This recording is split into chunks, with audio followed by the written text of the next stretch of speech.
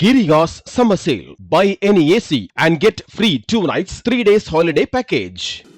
அவங்க இருந்திருந்தா ஒரு ஆக்ஷன் பண்ணணும்னு எனக்கு தோணுச்சு. எல்லாரும் போயிட்டாங்க. இல்ல ஒரு பர்மிஷன் பண்ணலாமா? இப்பவும் பண்ணலாம், ஒன்றும் தப்பு இல்லை.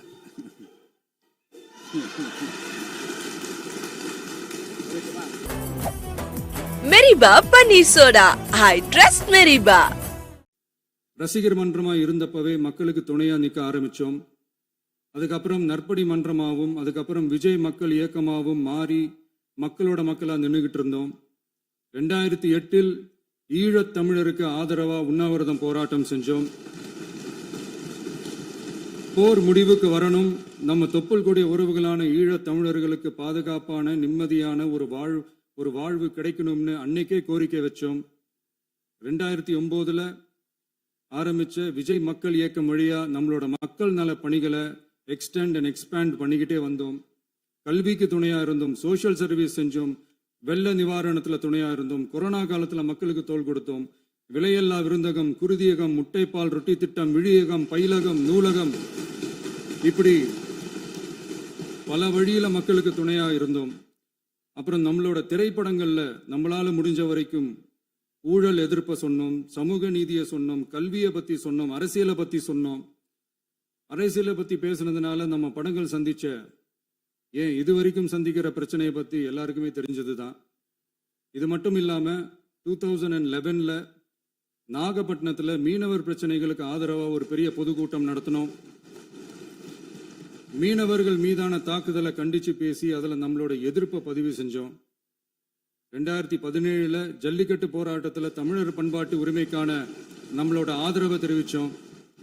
2018 ஸ்டெர்லைட் போராட்டம், துப்பாக்கி சூட்டில் பாதிக்கப்பட்ட நம்ம சொந்தங்களை நேரில் சந்திச்சு ஆறுதல் சொன்னோம்.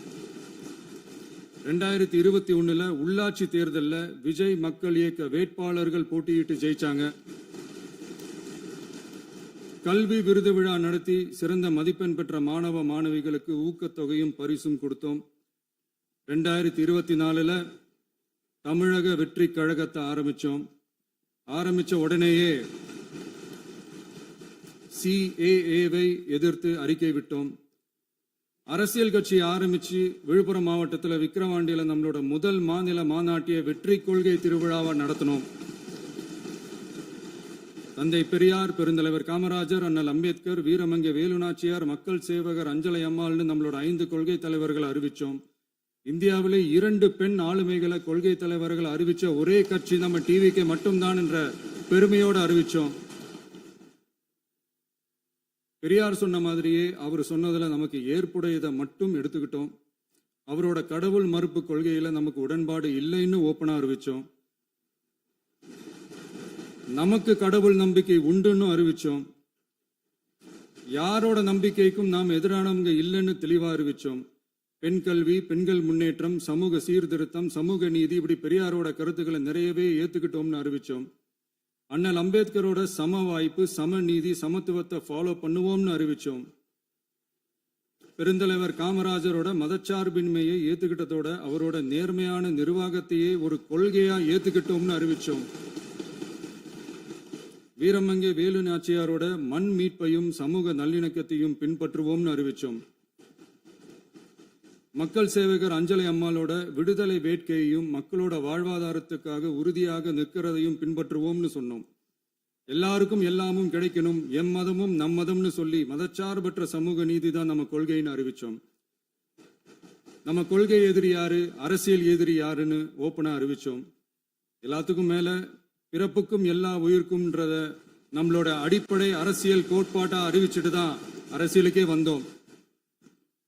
நம்ம மதுரை மாநாட்டில் நம்மளோட தேர்தல் அரசியல் மற்றும் ஆட்சி அதிகார அரசியல் வழிகாட்டியா அறிஞர் அண்ணாவையும் புரட்சி தலைவர் எம்ஜிஆரையும் ஏத்துக்கிட்டதா அறிவிச்சோம். அப்புறம் இன்னனையும் நாம இங்க பதிவு செஞ்சே ஆகணும். எல்லாரும் கட்சி ஆரம்பிச்சுட்டு தான் ஒவ்வொரு வீட்டுக்குள்ளேயும் போவாங்க.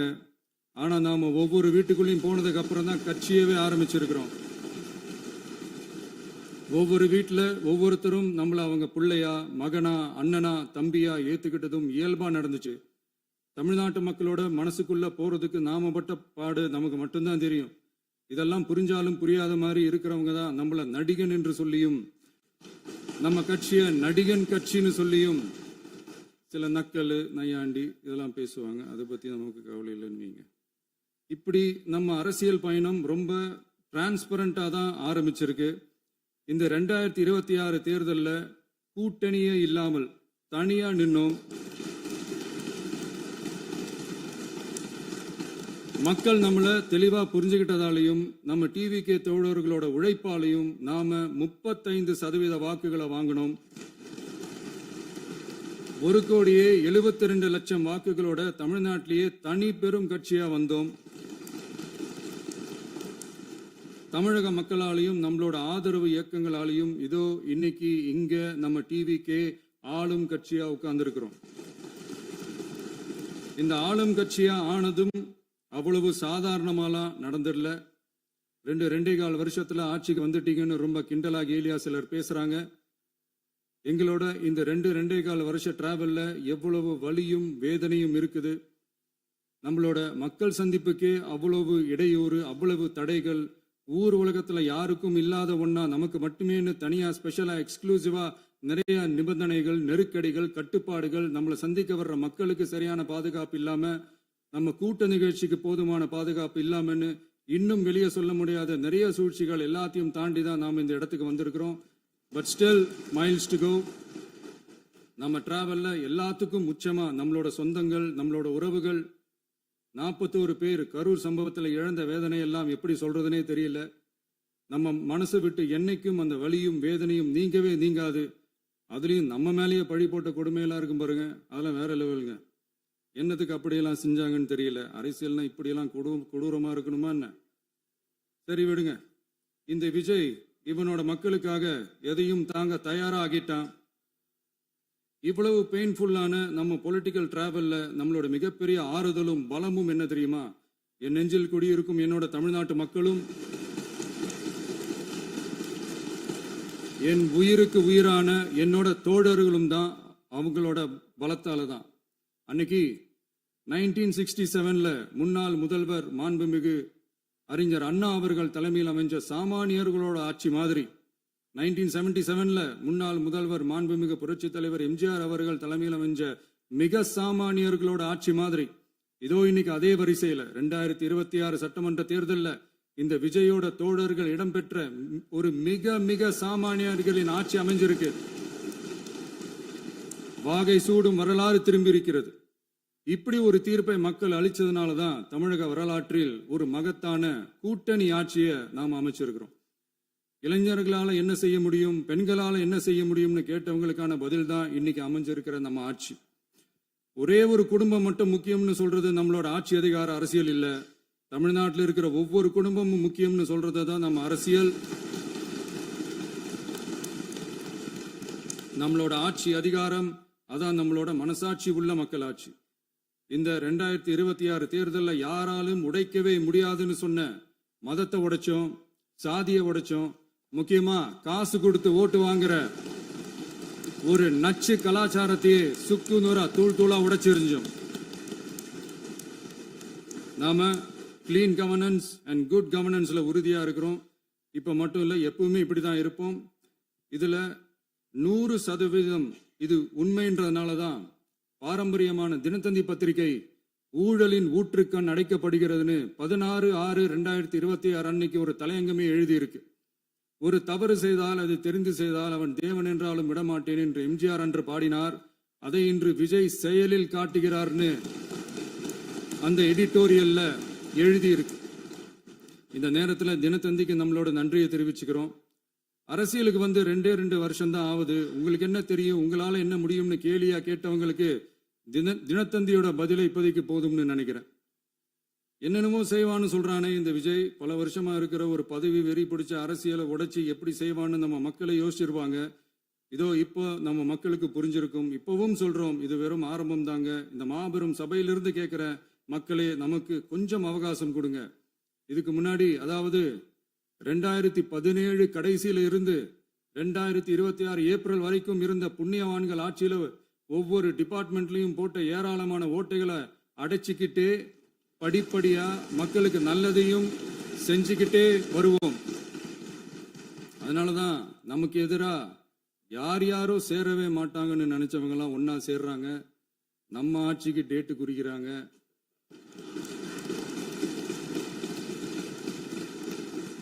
சரி, அவங்கள நம்ம மக்களே பார்த்துப்பாங்க, அதை விடுங்க. நாம ஆட்சிக்கு வந்து சரியா 40 நாள் ஆகுது. அதுக்குள்ள என்ன செஞ்சீங்கன்னு கேக்குறாங்க. ஒரு லிஸ்ட் ஒன்னு சொல்றேன் கேளுங்க. பெண்கள் பாதுகாப்புக்காக சிங்கப்பெண் சிறப்பு படை, 200 யூனிட் வரை கட்டணமில்லா மின்சாரம், போதைப் பொருள் ஒழிப்புக்காக தனிப்படை, குறுவை நெல் சாகுபடியை ஊக்குவிப்பதற்காக 134.83 கோடி சிறப்பு தொகுப்பு திட்டம், வழிபாட்டு தலம், ஸ்கூல், பஸ் ஸ்டாண்டுன்னு அதுக்கு பக்கத்துல இருக்கிற 717 மதுபான கடைகள் மூடப்பட்டன.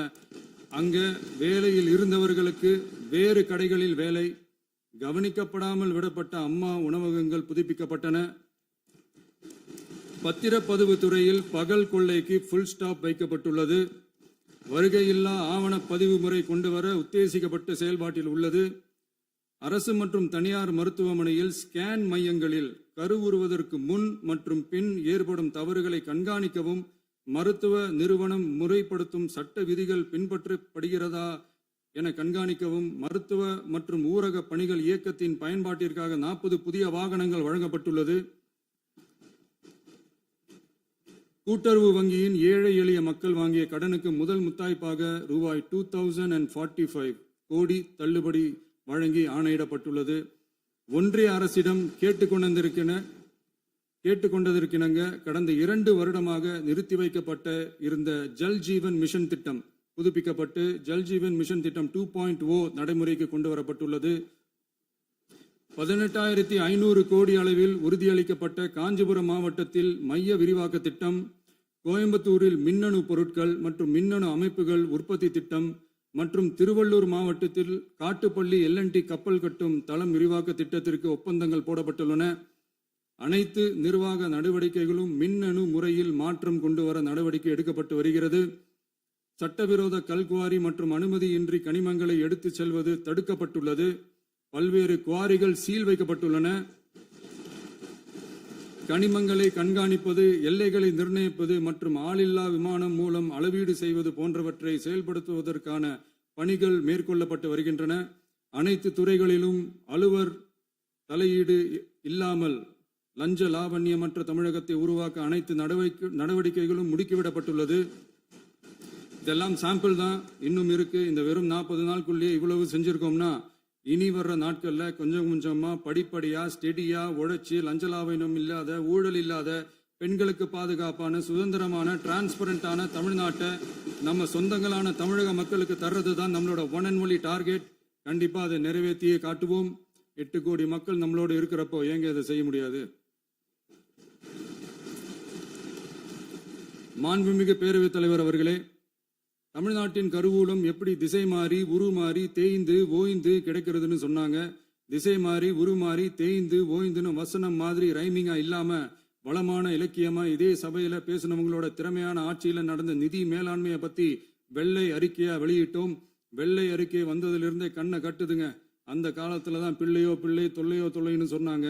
அதே மாதிரி தாங்க அவங்க ஆட்சியாலையும் அவங்களாலையும் இன்னைக்கு தமிழ்நாட்டுக்கே தொல்லையோ தொல்லை. இப்படி ஒரு நிலைமையை உண்டாக்கி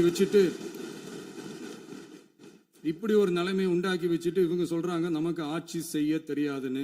நம்ம அமைச்சர்களுக்கும் நம்ம சட்டமன்ற உறுப்பினர்களுக்கும் ஒன்னும் தெரியாதுன்னு. ஆமாங்க, எங்களுக்கு தெரியாதுதான். எங்க சட்டமன்ற உறுப்பினர்களுக்கும் அமைச்சர்களுக்கும் மக்கள் பணி செய்ய தெரிஞ்ச அளவுக்கு மக்கள் பணத்தை சுருட்ட தெரியாதுதான்.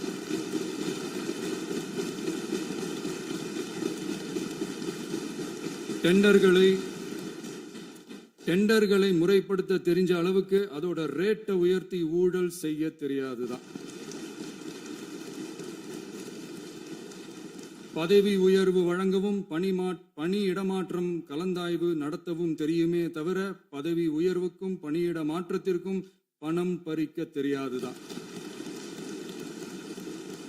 புதிய பணியிடங்கள் உருவாக்க தெரியுமே தவிர அந்த பணியிடங்களை பணத்துக்கு விற்க தெரியாதுதான். கோயில்கள்ல நடக்கிற நிர்வாக சீர்கேட்டை தடுக்க நீங்க பேசுங்க, நீங்க கண்டிப்பா பண்ணுங்க. கோயில்கள்ல நடக்கிற நிர்வாக சீர்கேட்டை தடுக்க தெரியுமே தவிர கோயில் பணத்தை கொள்ளையடிக்க தெரியாதுதான்.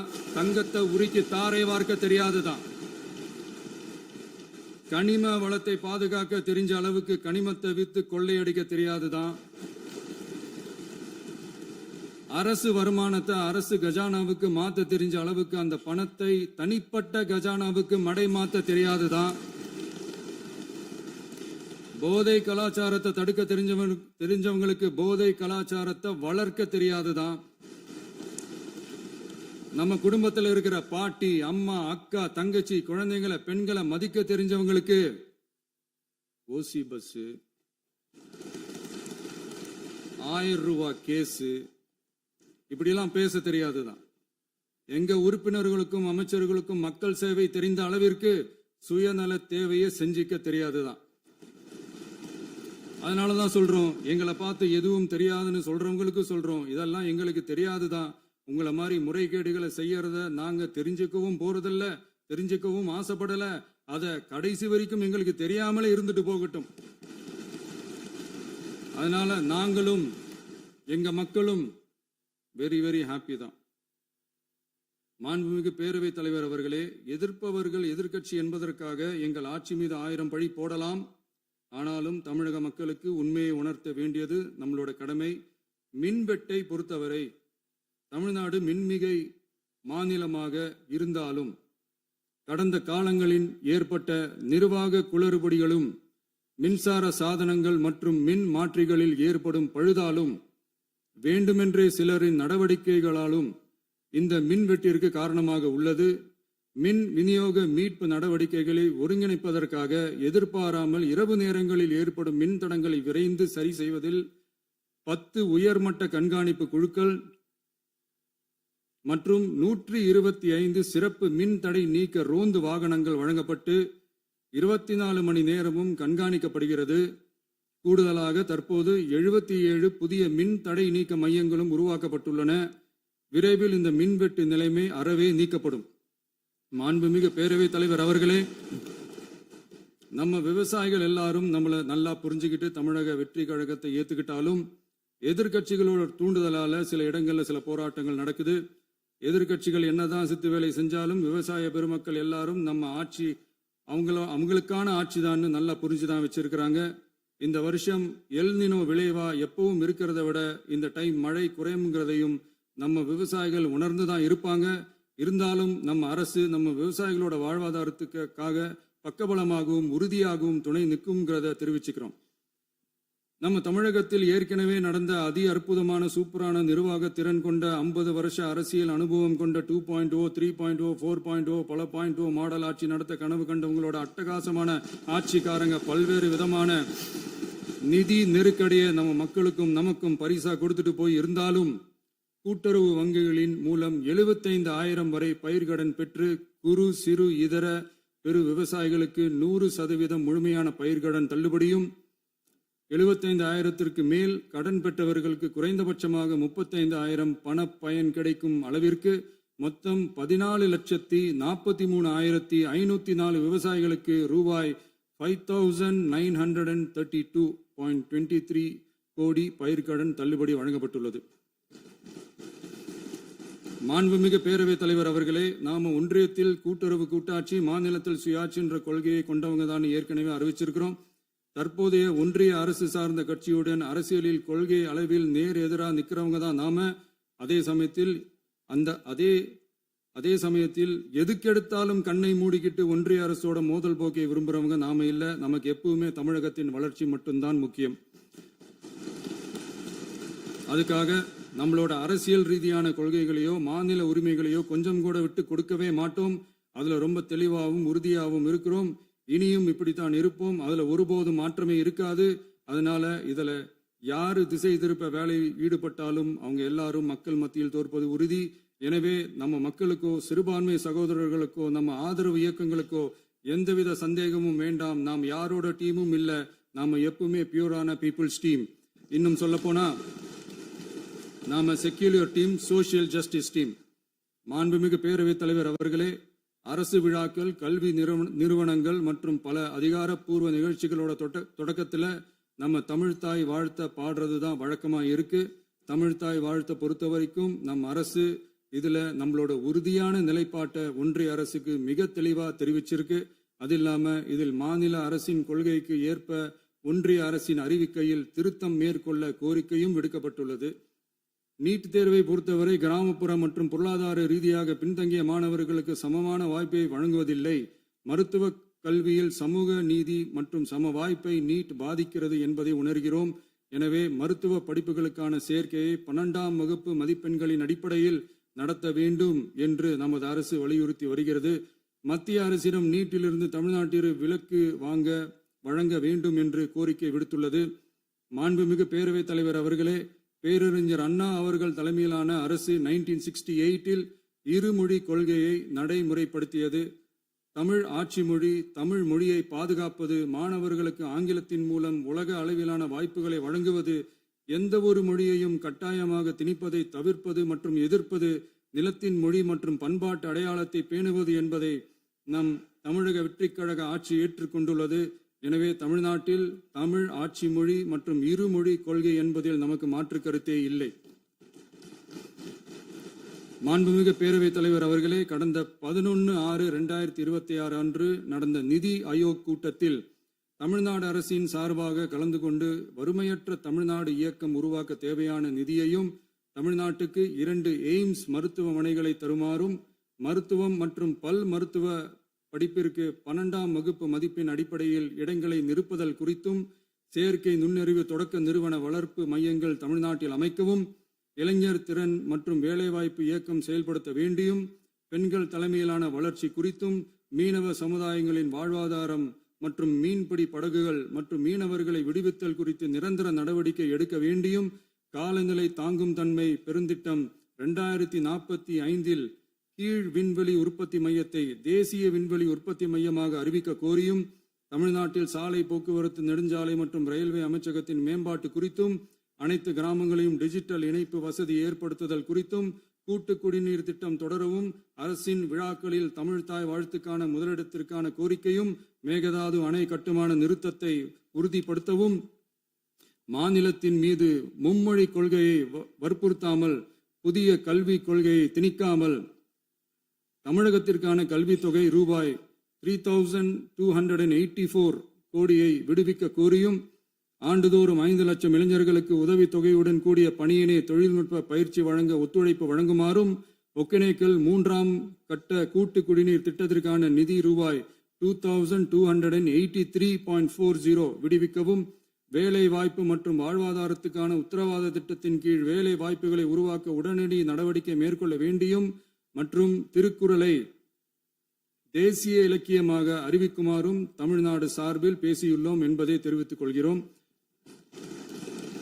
மாண்புமிகு பேரவைத் தலைவர் அவர்களே, அண்டை மாநிலங்களுடனான நட்புறவு ஒரு மாநிலத்தின் வளர்ச்சிக்கும் நாட்டின் ஒற்றுமைக்கும் மிகவும் அவசியமானது. தமிழ்நாடு தனது அண்டை மாநிலங்களுடன் நதி நீர் பங்கீடு, பொருளாதாரம், கல்வி, கலாச்சாரம் மற்றும் போக்குவரத்து துறைகளில் நல்லுறவை பேணி வருகிறது.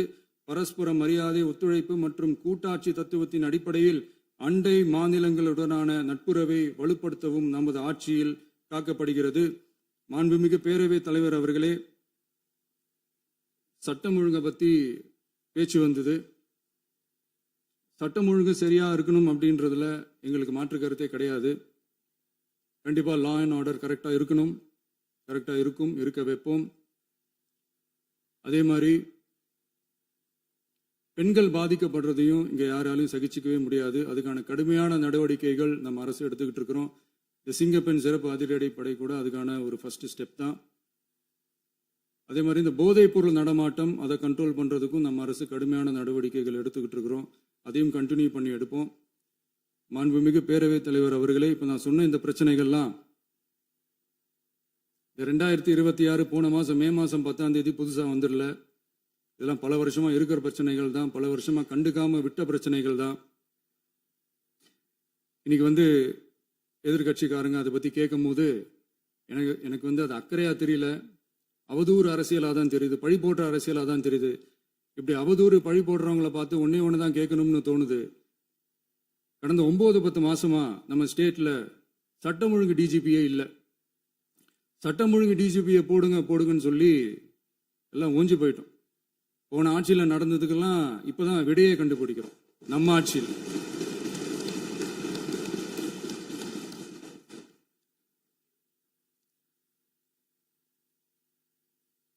இந்த போதைப் பொருள் நடமாட்டம்லாம் தாறுமாற அப்படியே பரவி கொட்டி கிடக்குது. இதெல்லாம் இனிஷியல் ஸ்டேஜ்லயே யார் கண்ட்ரோல் பண்ணியிருக்கணும்? போலீஸ் டிபார்ட்மெண்ட் அப்போ யார் கையில் இருந்தது?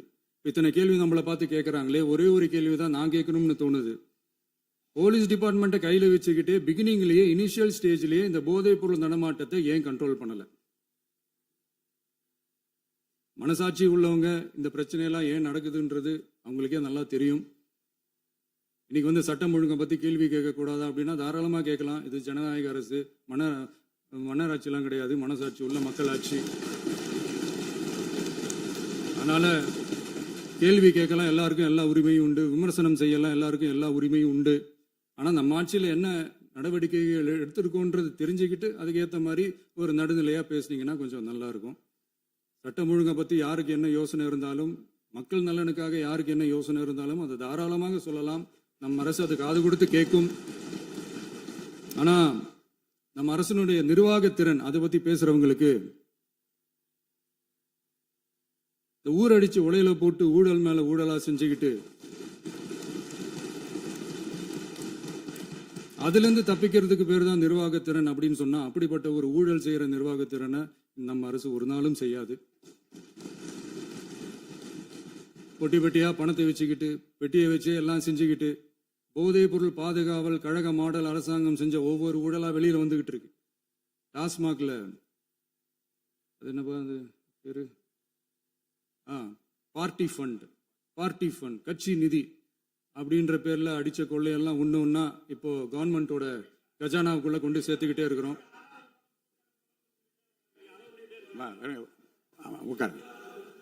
மாண்புமிகு முதல்வர்கள் பதில் உரைக்கு பிறகு முதல்வர் பதிலுக்கு பிறகு நேரம் தரேன். அப்ப பேசட்டும், அவங்க பேசட்டும், அவங்கள பேச அனுமதி. உட்காருங்க உட்காருங்க.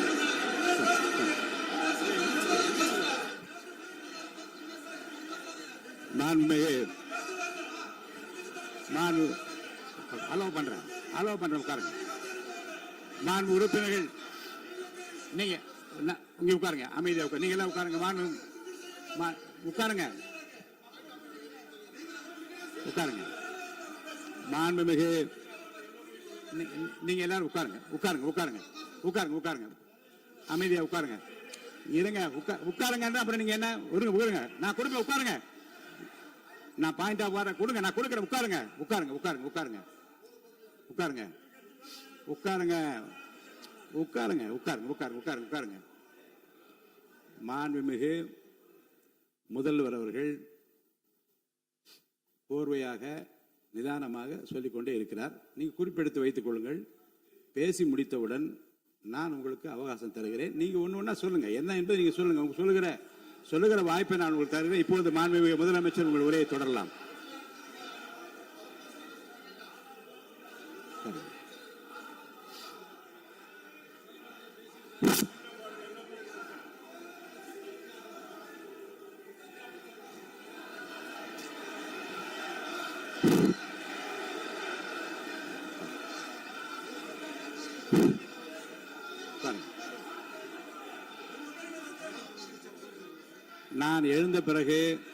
நான் எழுந்த பிறகு உட்கார்றதா முறை. உட்காருங்க எல்லாரும் உட்காருங்க. தேசிய உட்கார். நான் அலோவ் பண்றேன். உட்காருங்க, அமைதியா உட்காருங்க. நான் அலோவ் பண்றேன். அமைதியா உட்காருங்க உட்காருங்க. அங்க இருந்து குரல் கொடுக்காதீங்க. உட்காருங்க.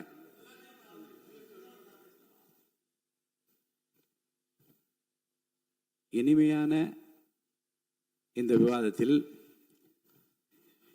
இதுவரை குறுக்கீடுகள் இல்லாமல்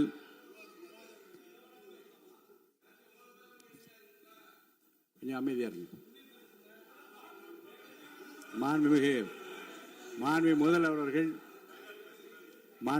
அவர்கள் பேசி முடித்தவுடன் பாயிண்ட் ஆஃப் ஆர்டர் கேட்டிருக்கேன், நான் அனுமதிக்கிறேன்.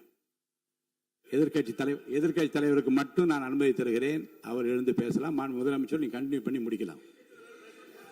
நீங்க எல்லாரும் எழுந்துச்சீங்கன்னா சரி வராது. உட்காருங்க. நான் சொல்லியிருக்கேன். உட்காருங்க உட்காருங்க உட்காருங்க.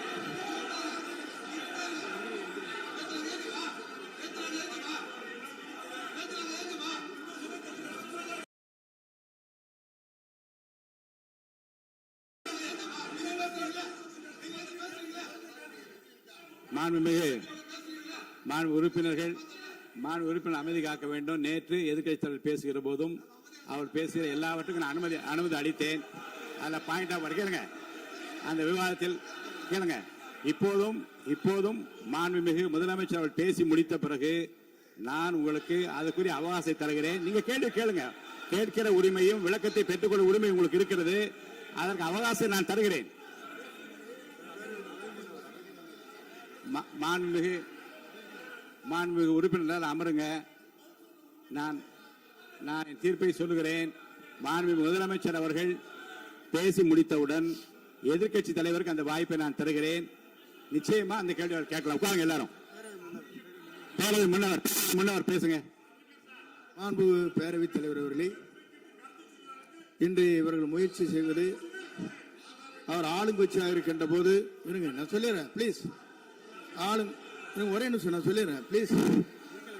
ஆளும் கட்சியாக இருக்கின்ற போது நீங்கள் சொன்ன ஒரே வார்த்தை, நாங்கள் பேசி முடித்ததற்கு பிறகு குறிப்பிடுத்துவிட்டு நீங்கள் எந்த கேள்வி வேண்டுமானாலும் கேட்கலாம் என்று ஒரு முறையை நீங்கள் பின்பற்றினீர்கள். அதே முறையை இப்போது பின்பற்ற வேண்டும் என்று கேட்டுக்கொள்கிறேன். மாண்புமிகு பள்ளிக்கல்வித்துறை அமைச்சர். மாண்புமிகு பேரவைத் தலைவர் அவர்களே, நேற்றைய தினம் கூட எதிர்க்கட்சி தலைவர் சொன்னதை முழுமையாக கேட்டு இறுதியில் ஒரு வாய்ப்பு தந்தீங்க. அதுவும் இல்லாம இந்த நேரத்தில் நேரலையில் நீங்களும் பாக்குறீங்க. அங்கிருந்து ஒருமையில் விழித்து இந்த பக்கம் இருக்கிற உறுப்பினர்களை பார்த்து அப்படின்னு ஒருமையில் விழிப்பதை உங்கள் மூலமாக கண்டிக்கிறேன். அந்த வார்த்தையை அவை குறிப்பிலிருந்து நீக்கணும். கண்ணியம் காத்து முதல்வர் முழுமையாக பேசுவதை காத்து கண்ணியம் காத்து இந்த சபைக்கு ஒரு மரபு இருக்கிறது. அதை மூத்த உறுப்பினர்கள் பின்பற்றபடி உங்கள் மூலமாக கேட்டுக்கொள்கிறேன். மாண்புமிகு முதலமைச்சர் அவர்கள் உரையை தொடரலாம். நான் தரேன். நான் உறுதியாக மாண்புமிகு முதலமைச்சர் அவர்கள் பேசி முடித்தவுடன் எதிர்க்கட்சி தலைவருக்கு அந்த வாய்ப்பு தரப்படும் என்பதை உறுதியாக சொல்லிவிட்டேன். இடையிலே குறுக்கீடு செய்யாமல் அந்த பேச்சு முழுமையாக பேசி முடிக்க நீங்கள் அனுமதி வழங்க வேண்டும் என்று கேட்டுக்கொள்கிறேன். அமைதியா உட்காருங்க. அவங்க பேசி முடிக்கட்டும், நீங்க கேளுங்க. நான் என்ன சொல்றேன், கேட்கிற உரிமையும் விளக்கத்தை கேட்டு பெற உரிமை உங்களுக்கு இருக்கிறது. ஆனா இடையிலே குறுக்கீடு செய்யாமல் அதை முடிக்கும்படி நான் கேட்டுக்கொள்கிறேன். மாண்புமிகு முதலமைச்சர் அவர்கள் தொடர்ந்து நீங்க பேசலாம்.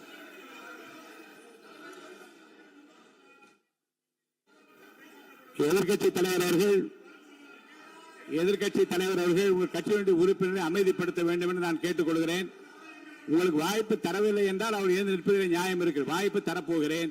நான் முதலமைச்சர் அவர்கள் பேசி முடித்தவுடன் உங்களுக்கு வாய்ப்பு தரப்படும். அது வரைக்கும் உங்களுடைய உறுப்பினரை அமைதி காக்க நீங்கள் தான் பார்த்துக் கொள்ள வேண்டும். மாண்புமிகு அவை முன்னவர். மாண்புமிகு பேரவைத் தலைவர் அவர்களே, அவர் அப்போது சொன்னது வேறு, இப்போது நடந்து கொள்கிற முறைகள் வேறாக இருக்கிறது. அன்றைக்கு அவர் சொல்லுகிற போது அமைச்சர் அத்தனை பேரும் பேசி முடித்ததற்கு பிறகு உங்களுடைய கருத்துக்கள் யாராவது தெரிவிக்கலாம். இப்போது பின்பற்றினால் நன்றாக இருக்கும். நீங்கள் அதற்காகத்தான் சொன்னீர்கள். முதலமைச்சர் பேசியதற்கு பிறகு எதிர்க்கட்சி தலைவர் அவர்கள் பேசுவதற்கு வாய்ப்பளிக்கிறோம் என்று சொல்லியிருக்கிறார்கள். ஆகவே தான் அந்த வாய்ப்பை நீங்கள் இல்ல அது பதில் சொல்லணும்னு கேட்டிருக்காங்க. பதில் சொல்லணும் சொல்லியிருக்காங்க. பதில் சொல்லினா தங்க பிரச்சனை இல்ல. அப்படி இல்ல. ஆகவே இல்ல நேற்றைய தினம் நீங்கள் அப்படி பேசிக்கொண்டது ஆறாவது இல்ல. நேற்றைய தினம் நீங்கள் பேசுகிற போது ஆறாவது குறுக்கிட்டார்களா? நீங்கள் பேசுகிற போது யாருமே குறுக்கிடவில்லை. நீங்க எவ்வளவு பேசினீர்கள், எவ்வளவு வார்த்தைகள் பேசினீர்கள் என்பதெல்லாம் எங்களுக்கு தெரியும். யாருமே அதில் குறுக்கிடவில்லை. இது முதலமைச்சர், எங்கள் முதலமைச்சர் எதிர்க்கட்சி தலைவர் பேசுகிற போது யாரும் குறுக்கிட வேண்டாம் என்று சொன்னார்கள். அதை நாங்கள் பின்பற்றினோம். ஆனால் இன்றைக்கு நீங்கள் பின்பற்றவில்லை என்றால் வேதனையாக இருக்கிறார். முன்னவர் நேற்று எதிர்க்கட்சி தலைவர் பேசுகிற போது அடுக்கடுக்காக குற்றச்சாட்டுல வைத்தார். இப்போ அதற்குரிய மாண்புமிகு பொதுப்பணித்துறை அமைச்சர் கூட காலையில் அலுவலகத்தை சந்தித்து அவர்கள் சாட்டிய குற்றச்சாட்டுகளுக்கெல்லாம் ஆதாரங்களை எல்லாம் நான் கொண்டு வந்திருக்கிறேன் என்று சொன்னேன். நான் நேற்று அந்த விஷயம் நேற்றோடு முடிந்து விட்டது. ஆதாரங்களை கொடுங்கள். தக்க நேரத்தில் இதை பற்றி சொல்ல வேண்டிய நேர்ந்தால் நான் இதெல்லாம் ஆய்வு செய்து உரிய நேரத்தில் அவை குறிப்பிட்டு ஏற்றுவதற்கு முன்பாக அவரிடம் காட்டி அதற்கு பிறகு அதை பற்றி முடிவெடுக்கும் என்று நான் சொன்னேன். இப்போதும் சொல்லுகிறேன், மாண்பு முதலமைச்சர் அவர்கள் பேசிக் கொண்டிருக்கிறார். பேசி முடிக்கட்டும். எதிர்க்கட்சி தலைவருக்கு உறுதியாக நான் வாய்ப்பு தருவேன். அவர் கேள்விகளை முன்வைக்கலாம், விளக்கங்களை பெறலாம். இப்போதைக்கு பேரவைத் தலைவர் என்ற முறையில் என்னுடைய முடிவு இதுதான். அவையில் இருக்கக்கூடிய உறுப்பினர்கள் அமரும்படி நான் கேட்டுக்கொள்கிறேன். நான் முதலமைச்சர் அவர்கள் பேச வேண்டிய போ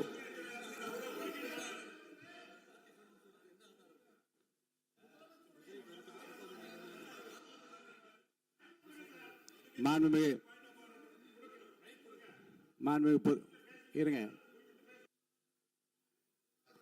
அவை முன்னவர் முடிக்கட்டும். பேரவைத் தலைவர் அவர்களே, நேற்றைய தினம் நீங்கள் முழுமையாக பேசினீர்கள். உங்கள் பேச்சுக்கள் எப்படி இருந்தது என்பதும் நாடறியும். இருந்தாலும் கூட நாங்கள் அமைதியாக இருந்தோம். இல்ல நீங்க இருங்க, ஒவ்வொரு வார்த்தைக்கு இருங்க. நீங்க மின்வெட்டையில நீங்க சொன்னீங்க, உங்களுடைய முன்னாள் அமைச்சர் ஆற்காடு வீராசாமி இருக்கிற போது மின்வெட்டால் தான் நாங்கள் ஆட்சியை மாறியது என்றெல்லாம் சொன்ன கதையெல்லாம் இருக்கு. அதெல்லாம் சொன்னோம்னாங்க, நாங்களே அமைதியா இருந்தா. அதுக்காக நீங்க தயவு செய்து எதிர்கட்சி தலைவருக்கு வாய்ப்பளிக்கிறார்கள். அந்த வாய்ப்பை நீங்கள் அவர் முதலமைச்சர் பேசுவதற்கு பிறகு பேசினால் அழகாக இருக்கும். அவை முன்னர் பள்ளி கல்வித்துறை அமைச்சர் மாண்புமிகு பேரவைத் தலைவர் அவர்களே, அவர் ஒரே ஒரு வார்த்தையை தான் சொன்னார். பார்ட்டி ஃபண்ட் என்ற வார்த்தையை கேட்டு எதிர்க்கட்சி நண்பர்கள் கோபப்படுகிறார்கள். ஆனால் அதன் மீது உங்களுக்கு பாயிண்ட் ஆஃப் ஆர்டர் தருவதாகவும் நீங்கள் சட்டப்பேரவை தலைவர் சொல்கிறீர்கள். நேற்றைய தினம் இதே போல வெற்றி தலைவர் அவர்களினுடைய வழிகாட்டில் வளர்ந்த நாங்கள் சகிப்புத்தன்மையோடு அவர்கள் பல வார்த்தைகள் சொன்னார்கள். புதிதாக சோஃபா மாடல் என்றார்கள், குதிரை பேரம் என்றார்கள், எத்தனையோ வார்த்தைகள் சொன்ன போது சகிப்புத்தன்மையோடு அதை கேட்டு பொறுமையாக இருந்தோம். இவர்கள் குதிரை பேரம் எல்லாம் அவைக்குள் நீக்கப்பட்டு விட்டது. சரி, சோஃபா மாடல் என்று சொன்னார்கள். ஆதாரம் கேட்டு இப்படி எழுந்து நாங்கள் கொந்தளிக்காமல் ஒரு சட்டமன்றத்தில் ஒரு உறுப்பினர் எப்படி நடந்து கொள்ள வேண்டும் என்பதற்கு எடுத்துக்காட்டாக தமிழக வெற்றி கழகத்தின் உறுப்பினர்கள் நடந்து கொண்டார்கள். இப்போது மதிப்பிற்குரிய எதிர்க்கட்சி தலைவர் அவர்களே, உங்கள் ஊடாக நான் கேட்பது என்னவென்றால், அவர்களினுடைய கட்சி உறுப்பினர்களை அவர் அமைதிப்படுத்தி முதல்வர் அவர்கள் உரையை முழுமையாக கேட்டு சகிப்புத்தன்மைக்கு சட்டமன்றத்தில் இந்த பக்கம் மட்டுமல்ல அந்த பக்கமும் எடுத்துக்காட்டாக இருப்பதற்கு அவர் வழிவகை செய்ய வேண்டும் என்று உங்கள் மூலமாக கேட்டுக்கொள்கிறேன். பொதுப்பணித்துறை அமைச்சர்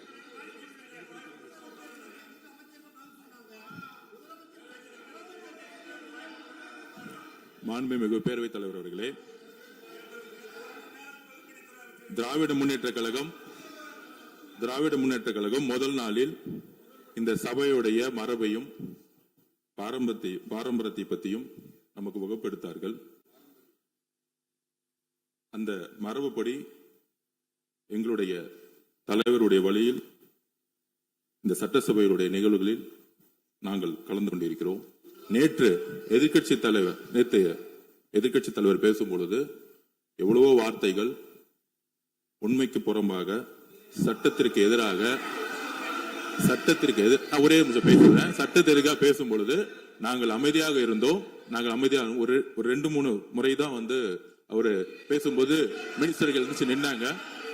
ஆனா இன்னைக்கு மாண்புமிகு முதலமைச்சருடைய முதல் உரை, கடந்த 4 நாட்களாக திராவிட முன்னேற்ற கழகம் முதலமைச்சர் ஏன் பேசலன்னு சொல்லிட்டே இருந்தாங்க. இன்னைக்கு பேச ஆரம்பிச்ச உடனே அவர் சொன்ன வார்த்தை பார்ட்டி ஃபண்ட் சொன்னார். எந்த பார்ட்டின்னு சொல்ல. ஆனா அந்த வார்த்தைகள் சொல்லி முடிஞ்ச உடனே எதற்காக முதலமைச்சருடைய பேச்ச இவங்க குறுக்கிறாங்கன்னு தெரியல. நீங்கள் சொன்னதுபடி முதலமைச்சர் பேச வேண்டும். பேசிய பின்பு கருத்துகளுக்கு பதிலளிக்க அவர்கள் பதிலளிக்கும், நாங்களும் பதிலளிக்க தயாராக இருக்கிறத பதிவு பண்றோம். மாண்பு முதலமைச்சர் அவர்கள்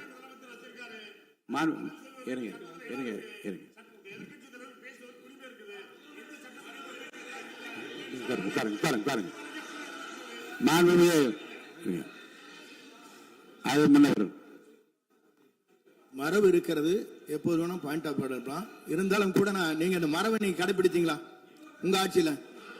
நீங்க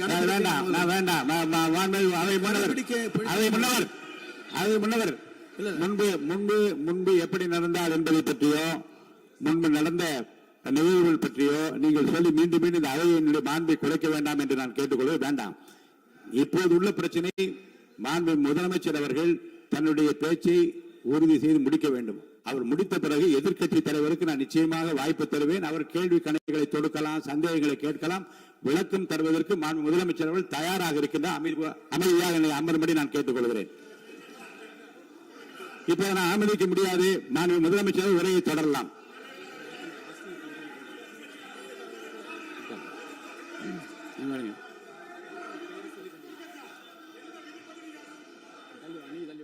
மாண்புமிகு உறுப்பினர் ஆஸ்டின் உங்க இடத்துல போய் உட்காருங்க. மாண்புமிகு உறுப்பினர் ஆஸ்டின், நீங்க ஒரு மூத்த உறுப்பினர், சபை விதிகளை நன்கு தெரிந்த ஒரு உறுப்பினர், நீங்க போய் இடத்துல உட்காருங்க. முதல்ல மாண்புமிகு முதலமைச்சர் அவர்கள் உரையை தொடரலாம். இப்போது எந்த விதமான பாயிண்ட் ஆஃப் ஆர்டர்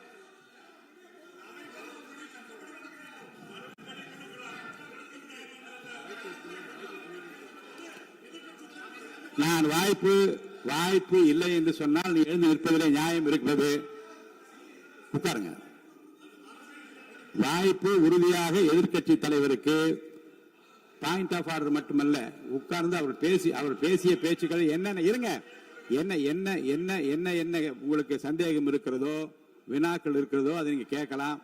அவர் பதில் சொல்வதற்கு தயாராக இருக்கிறார். பேசி முடிக்கின்ற வரை அமைதி காக்கும்படி உங்களை நான் கேட்டுக்கொள்கிறேன். மாண்புமிகு எதிர்க்கட்சி தலைவர் முழு ஒத்துழைப்பை நீங்கள் தர வேண்டும் என்று நான் எதிர்பார்க்கிறேன்.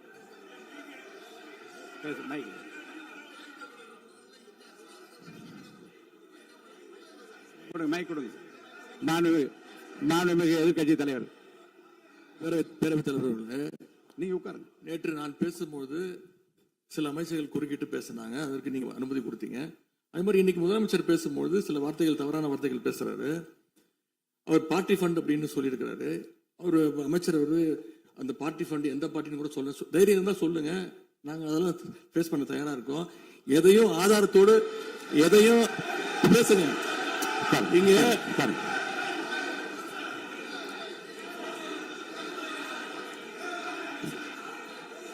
அது மாதிரி பேரவைத் தலைவர் அவர்களே, நேற்று நான் பேசி முடிஞ்சோடனே நீங்க அவை முடிஞ்சிருச்சுன்னு சொல்லிட்டீங்க.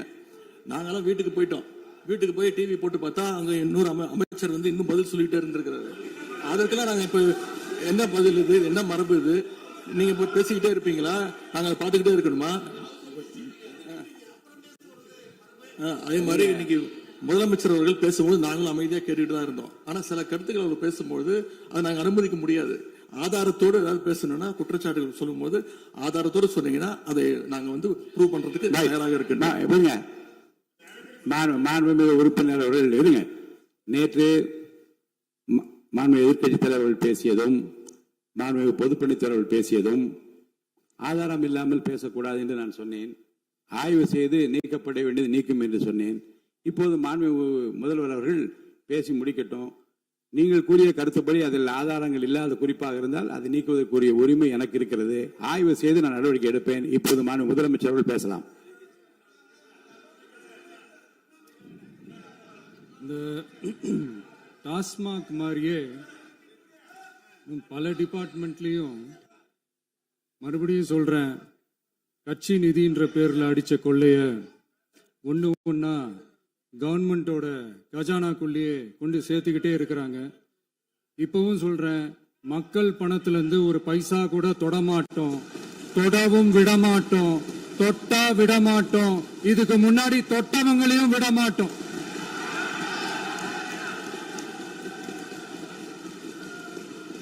ஒவ்வொரு ஊழலா வெளியில வரும் போலே, ஒவ்வொரு வேஷமா கலைஞ்சிரும் போலே, இங்க இருக்கிற நிறைய பேரு நடுங்கி போய் இதுல நம்ம மேல அவதூறு வேற. இப்ப புதுசா ஒரு வெப்பன் ஒண்ணு கொண்டு வந்திருக்காங்க. அது என்ன தெரியுமா? அவங்க தயவால தான் நம்ம ஆட்சி நடக்குதான். மக்கள் தயவால இந்த ஆட்சி நடந்துகிட்டு இருக்கு. மனசாட்சி உள்ள சக்திகளோட ஆதரவால இந்த ஆட்சி நடந்துகிட்டு இருக்கு. நாங்க தான் அனுப்பி வச்சோம் அப்படின்றாங்களே. அனுப்பி வச்சவங்களுக்கு மினிஸ்ட்ரியில இடம் கொடுத்தா ஏன் கதறீங்க? ஏன் இவ்வளவு கோபம்? ஏன் இவ்வளவு கதறல்? இதுல இன்னொரு முக்கியமான விஷயம், மார்க்சிஸ்ட் கம்யூனிஸ்ட் கட்சி நமக்கு ஆதரவு கொடுத்தது சுயேட்சையா எடுத்த முடிவுன்னு சொல்றாங்க. அதே மாதிரி இந்திய கம்யூனிஸ்ட் கட்சி நமக்கு ஆதரவு கொடுத்தது சுயேட்சையா எடுத்த முடிவுன்னு சொல்றாங்க. இதுல எங்க இருந்து நாங்க தான் அனுப்பி வச்சோம்னா புரியலையே. மக்களுக்கு நல்லா புரியும், எல்லாத்தையும் தெளிவா பார்த்துக்கிட்டு இருக்கிறாங்க.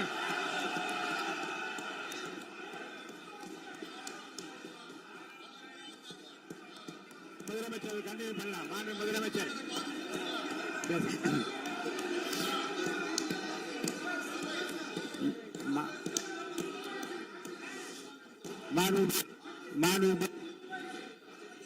முதலமைச்சர் கண்டினியூ பண்ணலாம். நீங்க கண்டினியூ பண்ணலாம்.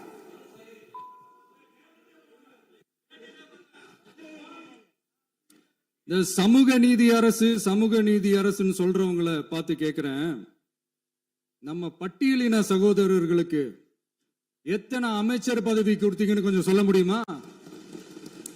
ஆனா நம்மளுடைய அரசுல 8 அமைச்சர் பதவிகள் யாருக்கு? நம்ம பட்டியலின சகோதரர்களுக்கு. எல்லாம் நம்ம அண்ணன், நம்ம தம்பி, நம்ம தங்கச்சிங்க. அண்ணல் அம்பேத்கர் அவர்களுடைய கிட்டத்தட்ட 100 ஆண்டு கால கனவு இப்ப நிறைவேறி இருக்கு. நான் ஏன் கொஞ்சம் சவுண்டா பேசுறேன் அப்படின்னா அவங்களுக்கு கேட்கணுன்றதுக்காக, தப்பா எடுத்துக்காது. அதே மாதிரி பெண்களோட பாதுகாவலர் நாங்க தான் அப்படின்னு சொல்லிக்கிறவங்களை கேட்கிறேன், எத்தனை பெண்களுக்கு அமைச்சர் பதவியில இடம் கொடுத்தீங்க கொஞ்சம் சொல்ல முடியுமா? எங்க அரசுல 4 சகோதரிகளுக்கு அமைச்சர் பதவி கொடுத்திருக்கிறோம்.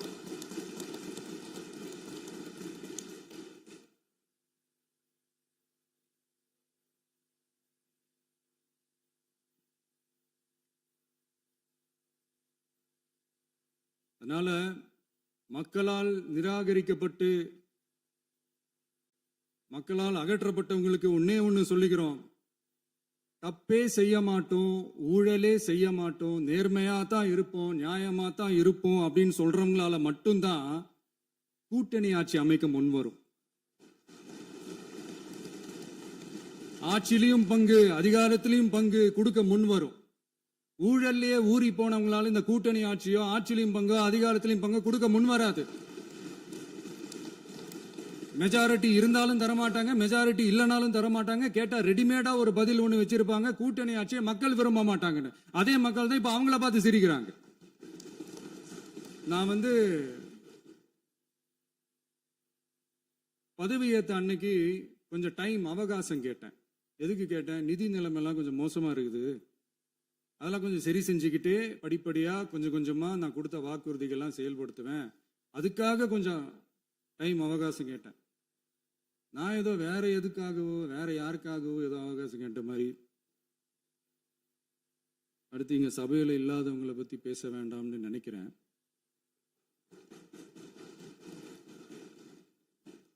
இங்க நம்மளை பத்தி அவதூறு பரப்புறதோட மட்டும் இல்லாம இப்ப நம்ம மக்கள் மேலேயும் அவதூறு பரப்ப ஆரம்பிச்சிட்டாங்க.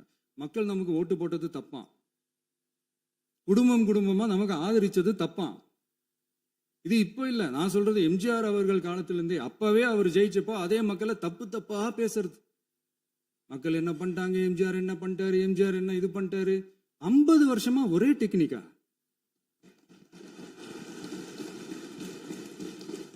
டெக்னாலஜி எல்லாம் மாறி வேற எங்கேயோ போயிட்டு இருக்கு. பஸ்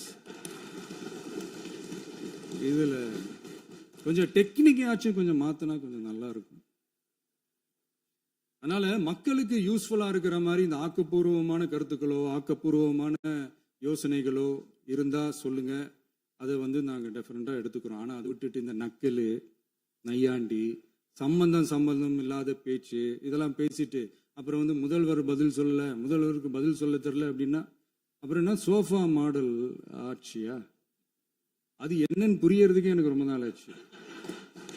இந்த sofa set, table chair, teapoy, furniture பிசினஸ்லாம் வேற எங்க வெளியில போய் பண்ண சொல்லுங்க. அப்படி அந்த பிசினஸ் தான் பண்ணணும்னா நிறைய பிசினஸ் பண்ற மாதிரி வெளியில போய் பண்ண சொல்லுங்க, இங்க சட்டசபைக்குள்ள வேணாம். அதனால ஆக்கப்பூர்வமான கருத்துக்கள் இருந்தா சொல்லுங்க, டெஃபினட்டா அது சரியா இருந்தா நாங்க ஏத்துக்கிறோம். எனக்கு ஒரு குட்டி கதை ஒண்ணு ஞாபகம் வருது, சொல்லாமா? ஒரு ஊர்ல ஒரு பெரியவர் வெயில் ரொம்ப ஜாஸ்தியா இருக்குன்னு சொல்லிட்டு கண்ணுக்கு மேல கை வச்சுக்கிட்டு இப்படி சுத்தி முத்தி தேடிக்கிட்டு இருந்தாராம். அப்ப கூட இருந்த ஒரு சின்ன பையன் என்ன தேடுறீங்க அப்படின்னு கேட்டானா. அதுக்கு அந்த பெரியவர் சொன்னாரா, அது ஒண்ணு இல்ல தம்பி, உங்க அப்பா இங்கதான் இருப்பாருன்னு சொன்னாங்க, அதான் தேடிக்கிட்டு இருக்கேன். எங்க உங்க அப்பாவையா காணோம்?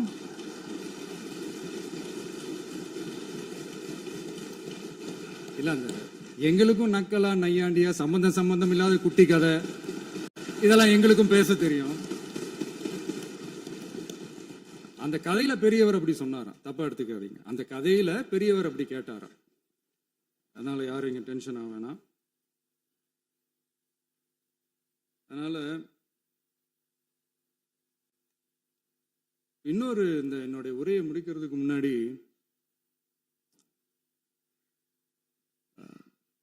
போயிட்டாங்க, பேசலாமா? உங்க கருத்துக்களை நீங்க முழுமையாக மன நிறைவோடு பேசலாம். டிவியில பார்த்தோம். சரி, அதான் 5 நிமிஷம் பேசுனதுக்கே கொளத்தூரி இந்த ஆட்டம் அடிச்சு பேசுனா அப்புறம் என்ன பண்றது? கடைசியா நான் இந்த உரையை முடிக்கிறதுக்கு முன்னாடி ஒரு முக்கியமான ஒரு விஷயம் பத்தி சொல்லணும். ஆளுநர் உரை அன்னைக்கு இந்த தமிழ் தாய் வாழ்த்துக்கு அப்புறம் தேசிய கீதம் பாடினது தப்பு, தேசிய கீதம் 2 முறை பாடினது தப்பு, அப்படி ஒரு நிகழ்வு இதுக்கு முன்னாடி இந்த சட்டசபையில நடந்ததே கிடையாது, அந்த மரபே மாத்திட்டீங்க, இப்படி ஒரு பெரிய ஒரு போர் மாதிரி எதிர்கட்சியை சார்ந்தவங்க எல்லாம் சொன்னாங்க இல்லையா? அந்த மாநில உரிமை போராளிகளை, அந்த மரபு காக்கிற உரிமை போராளிகளை ஒரே ஒரு கேள்விதான் கேட்கணும். 2021 ஆகஸ்ட் 2 ஞாபகம் இருக்கா? Centenary celebration of Tamil Nadu legislature. அந்த ஃபங்க்ஷன்ல நம்ம முன்னாள் முதலமைச்சர் கருணாநிதி அவர்களோட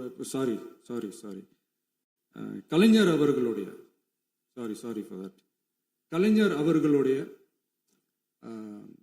புகைப்படத்தை மாண்புமிகு குடியரசுத் தலைவர் திறந்து வைக்கிற ஒரு ஃபங்க்ஷன். அந்த ஃபங்க்ஷன்ல national anthem followed by Tamil Thai Vazhthu அப்படின்னு அறிவிச்சது ஞாபகம் இருக்கா? அதாவது தேசிய கீதத்துக்கு அப்புறமா 2வது முறையா, நோட் திஸ் பாயிண்ட் மாண்புமிகு பேரவைத் தலைவர் அவர்களே, பிளீஸ் நோட் திஸ் பாயிண்ட். தேசிய கீதத்துக்கு அப்புறம் 2வது முறையாக தமிழ் தாய் வாழ்த்து பாடப்படும் அப்படின்னு சொன்னது ஞாபகம் இருக்கா? அதுவும் முத்தமிழ் அறிஞர் அப்படின்னு சொல்ற நம்ம கலைஞர் அவர்களுடைய அந்த புகைப்படம் வெளியிட்டு விழாவில் அவர் இருந்த இதே சபையில தமிழ 2வது இடத்துக்கு தள்ளினது யாருன்னு ஞாபகம் இருக்கா? அது மட்டும் இல்ல, அந்த தேசிய கீதத்தை நாட்டுப்பண் நேஷனல் ஆந்தம்னு சொல்லி அதே ஃபங்க்ஷன்ல கடைசியா ஃபங்க்ஷன் முடியும் போது செகண்ட் டைம் தேசிய கீதம் பாடினதும் ஞாபகம் இருக்கா? இதே அவையில் தான், அது அவை குறிப்பிலும் இருக்கிறது, இதே அவையில் தான் நடைபெற்றது. இந்த தக்க நேரத்தில் இந்த ஆதாரங்களை அளித்த மாண்பு முதல் அவர்களுக்கு நன்றியை தெரிவித்துக் கொள்கிறேன். டவுட் இருந்தா இந்த புக்கை பார்த்து தெரிஞ்சுக்கலாம். அதனால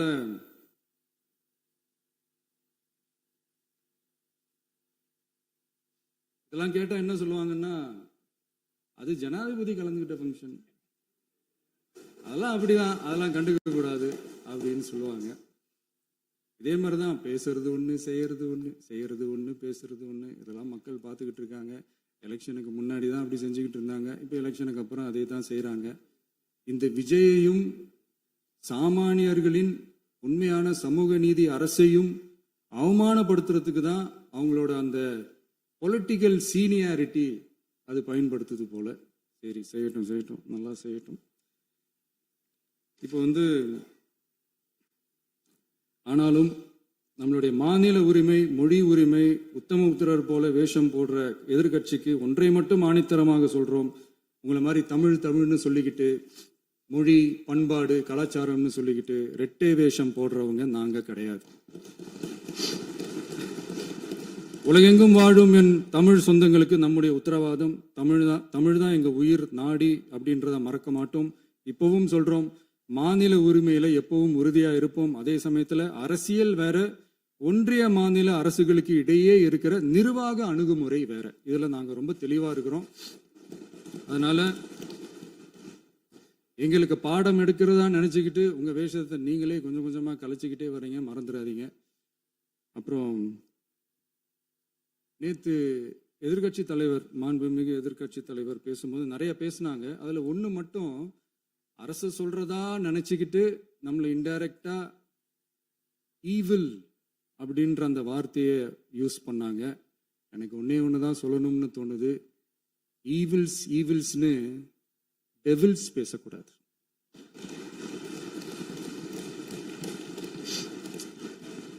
அவங்க இருந்திருந்தா ஒரு ஆக்ஷன் பண்ணணும்னு எனக்கு தோணுச்சு. எல்லாரும் போயிட்டாங்க. இல்ல பர்மிஷன் பண்ணலாமா? இப்பவும் பண்ணலாம், ஒன்றும் தப்பு இல்லை.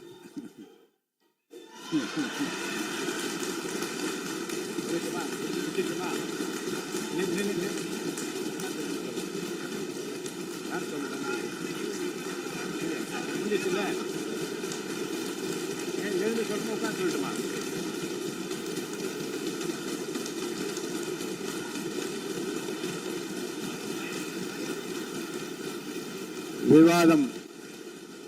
விவாதம் முடிவுற்றது. மாண்புமிகு உறுப்பினர்கள் முன்மொழிந்த திருத்தங்கள் வலியுறுத்தப்படுகின்றனவா என்று அறிய விரும்புகிறேன். மாண்புமிகு உறுப்பினர்கள் முன்மொழிந்த திருத்தங்கள் அனைத்தும் பேரவையின் அனுமதியில் திரும்ப பெறப்படுகின்றன. 2026 ஆண்டு ஜூன் திங்கள் 18ஆம் நாளன்று சட்டமன்ற பேரவைக்கு மாண்புமிகு ஆளுநர் அவர்கள் ஓந்தளித்த பெருரைக்கு தமிழ்நாடு சட்டமன்ற பேரவை உறுப்பினர்கள் பெரிதும் நன்றி உடையவர்களாவர் என்று மாண்புமிகு பேரவை துணைத் தலைவர் திரு மு ரவிசங்கர் அவர்களால் 19/6/2026 நாளன்று முன்மொழியப்பட்ட தீர்மானம் பேரவையின் முடிவுக்கு விடப்படுகிறது. ஏற்போர் ஆம் என்க, மறுப்போர் இல்லை என்க. ஏற்போரே அதிகம் என்று கருதுகிறேன். ஏற்போரே அதிகம். தீர்மானம் நிறைவேறியது. அரசினர் தீர்மானம். பேரவை மீண்டும் கூடும் நாள் குறிப்பிடப்படாமல் ஒத்திவைக்கப்பெறும் தீர்மானம். மாண்புமிகு பேரவை முன்னவர் அவர்கள். மாண்புமிகு பேரவைத் தலைவர் அவர்களே, பேரவை விதி 25(1) கீழ் 1 பேரவை மீண்டும் கூடும் நாள் குறிப்பிடப்பெறாமல் ஒத்திவைப்பு பெறலாம் எனும் தீர்மானத்தை மொழிகிறேன். மாண்புமிகு பேரவை முன்னவர் அவர்களின் தீர்மானம் பேரவையின் முடிவுக்கு விடப்படுகிறது. ஏற்போர் ஆம் என்க, மறுப்போர் இல்லை என்க. மறுப்போரே இல்லை என்று கருதுகிறேன். மறுப்போரே இல்லை. தீர்மானம் ஒருமனதாக நிறைவேறியது. பேரவை மீண்டும் கூடும் நாள் குறிப்பிடப்பெறாமல் ஒத்திவைக்கப்படுகிறது. வணக்கம். மெரிபா பன்னீர் soda. I trust Meriba. Giriya's summer sale. Buy any AC and get free 2 nights 3 days holiday package.